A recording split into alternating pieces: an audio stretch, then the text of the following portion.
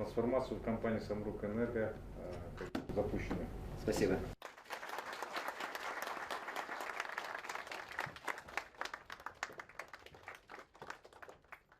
Самұрық-энерго компаниясы трансформациялау бағдарламасын жүзеге асыру арқылы озық технологияларды енгізбек және жаңа қызмет түрлерін ашуды көздейді.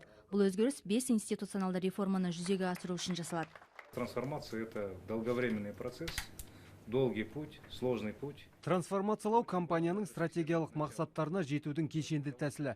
Бұл бағдарлама әр компанияда әртүрлі бағытта жүргізіледі. Біз Самұрық-Энергоның негізгі көрсеткіштерін жақсартып, құрылымының нарықтағы бәсекеге қабілеттілігін қамтамасыз етуіміз керек. Сондай-ақ Самұрық-Энерго корпоративті басқару жүйесін жетілдіріп, операциялық шығындарды азайтуды және құрылымның тиімділігін арттыруды жоспарлап отыр. Әрі озық технологияларды енгізу арқылы көмір бизнесін әртараптандыру ісі қолға алынбақ. Трансформация начинается с того, что мы пересматриваем свою стратегию. Трансформациялау барысында біз төл стратегиямызды қайта қараймыз. Бағдарламаның жүзеге асырылуы қатаң бақылауда болады. Уақыттың тығыздығына қарамастан жаңа қызмет түрлері ашылып, мамандардың кәсіби біліктілігін арттыруға ден қойылады.